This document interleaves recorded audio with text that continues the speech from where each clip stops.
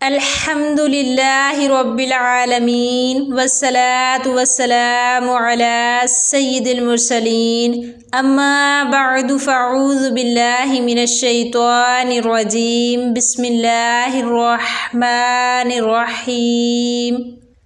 السلام علیکم ورحمۃ اللہ وبرکاتہ۔ آج انشاءاللہ عز و جل ہم اپنے لیسن نمبر 15 کو پڑھنا سٹارٹ کریں گے، لیکن اس سے پہلے میں آپ لوگوں سے گزارش کروں گی کہ اگر آپ لوگوں نے ہمارے یوٹیوب چینل مدرسہ الشریف کو ابھی تک سبسکرائب نہیں کیا تو ابھی ہمارے اس چینل کو سبسکرائب کر لیجئے اور بیل آئیکن پر بھی کلک کر دیجئے تاکہ ہماری آنے والی ہر نئی ویڈیو کا نوٹیفیکیشن آپ کو مل سکے۔ اور اگر آپ لوگ ہمارے اس چینل پر نیو ہیں تو لیسن نمبر 15 کو پڑھنے سے پہلے سابقہ اسباق کو پڑھیے۔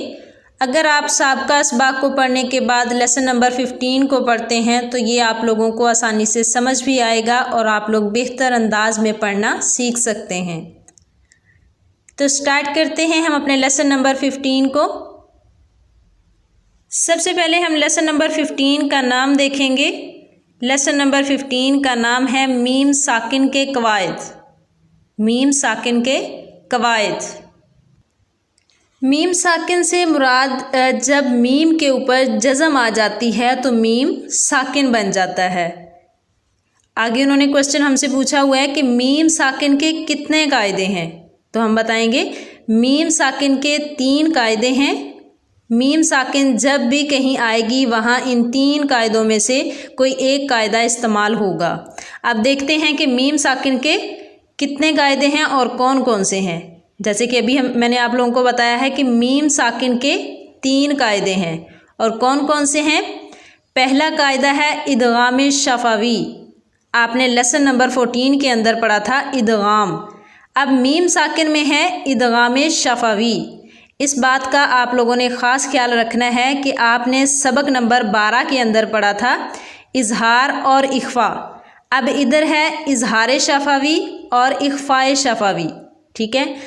اب آپ نے اس بات کا بھی خیال رکھنا ہے کہ اظہار شفوی، اخفاء شفوی اور ادغام شفوی کہیں مکس نہ ہو جائیں، تو ان کو آپ لوگوں نے مکس نہیں ہونے دینا۔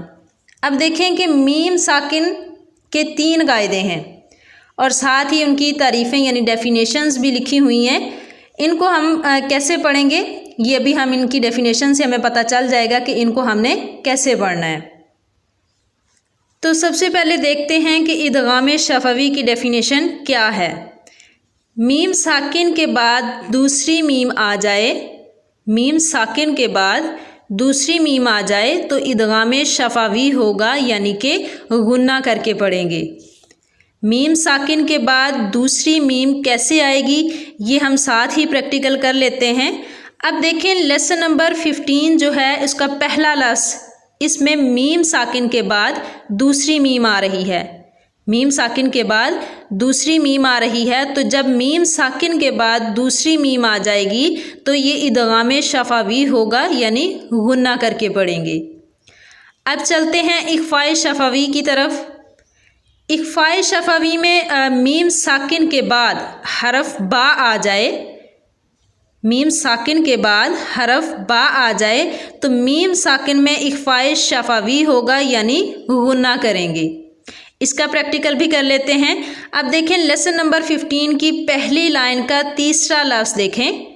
پہلی لائن کا تیسرا لفظ میم ساکن کے بعد حرف با آ گیا ہے تو یہ اخفاء شفوی کا قاعدہ ہوگا، ہم یہاں بھی غنہ کر کے پڑھیں گے۔ اب اگلی یعنی تیسری ڈیفینیشن دیکھیں۔ اب اظہار شفوی کا قاعدہ، میم ساکن کے بعد حرف با اور میم کے علاوہ، پہلے ہم نے پڑھا تھا کہ میم آ جائے غنہ کریں گے، با آ جائے تو غنہ کریں گے۔ اب دیکھیں یہاں انہوں نے بتایا ہے کہ میم ساکن کے بعد حرف با اور میم کے علاوہ کوئی بھی حرف آ جائے تو میم ساکن میں اظہار شفوی ہوگا، یعنی غنہ نہیں کریں گے۔ یعنی کہ حروف تہجی جو ہیں 29 ہیں، 29 ہیں، ان میں با اور میم کے علاوہ کوئی بھی حرف آ جائے تو غنہ نہیں کریں گے۔ تو شروع کرتے ہیں ہم اپنے لیسن نمبر 15 کو۔ اعوذ باللہ من الشیطان الرجیم بسم اللہ الرحمن الرحیم حمزہ نون زبر ان تا میم میم پیش تم تم میم ضا پیش مذ تم مذ لام زیر لی تم مذلی میم واو پیش مو تم مظلمو نون زبرنا تم مظلمون۔ اب دیکھیں یہاں پر ہم نے پڑھا ہے، سب سے پہلے دیکھیں نون ساکن کے بعد تا آ رہا ہے تو یہاں اخفا کا قاعدہ ہوگا، یعنی گنہ کریں گے۔ اس کے بعد دیکھیں میم ساکن کے بعد پھر دوبارہ سے میم آ رہا ہے، تو ہم نے ابھی پڑھا تھا ادغام شفوی کی ڈیفینیشن میں کہ میم ساکن کے بعد جب دوسری میم آئے گی تو ادغام شفوی کا قاعدہ ہوگا اور ہم گنہ کر کے پڑھیں گے۔ اس کے بعد دیکھیں واو ساکن سے پہلے پیش ہے، واو مدہ بھی ہو رہا ہے، تو یہاں پر یہ تین قاعدے استعمال ہو رہے ہیں۔ تو آگے دیکھیں حمزہ زبر لام میم زبر لم علم تا زبر تا علم تا را زبر را علم ترا۔ اب یہاں پر دیکھیں ہم نے پڑھا تھا اظہار شفوی کی ڈیفینیشن میں کہ میم ساکن کے بعد با اور میم کے علاوہ کوئی بھی حرف آ جائے تو ہم غنہ نہیں کریں گے۔ تو اب دیکھیں با اور میم کے علاوہ حرف تا آ رہا ہے تو اب ہم یہاں پر غنہ نہیں کریں گے، اس کو ہم پڑھیں گے علم ترا ایسے۔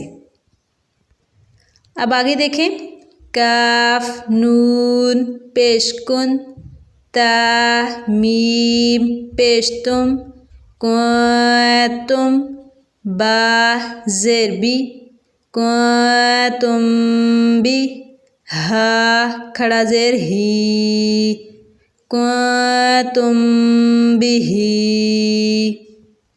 اب اس میں دیکھیں دو قاعدے یوز ہو رہے ہیں، نون ساکن کے بعد تا حروف اخفا میں سے آیا ہے تو یہاں بھی گنہ کریں گے، میم ساکن کے بعد حرف با آ گیا ہے، ہم نے اخفاء شفوی کی ڈیفینیشن میں پڑھا تھا کہ میم ساکن کے بعد اگر حرف با آ جائے تو وہاں بھی ہم گنہ کر کے پڑھیں گے۔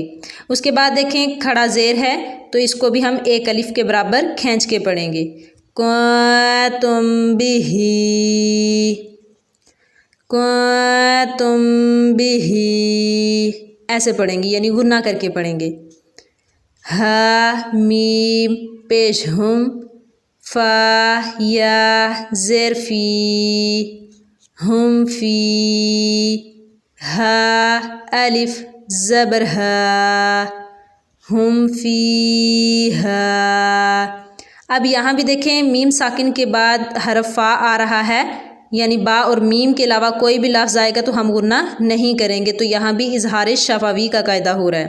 یا ساکن سے پہلے زیر ہے یا مدہ بھی ہو رہا ہے، الف سے پہلے ہا کے اوپر زبر ہے تو الف مدہ بھی ہوگا، ہم فیہا ایسے پڑھیں گے اس کو۔ اب آگے چلتے ہیں واو زبر و لام زبر ل ولا کاف میم میم پیش کم ولکم میم الف زبر ما ولکم ما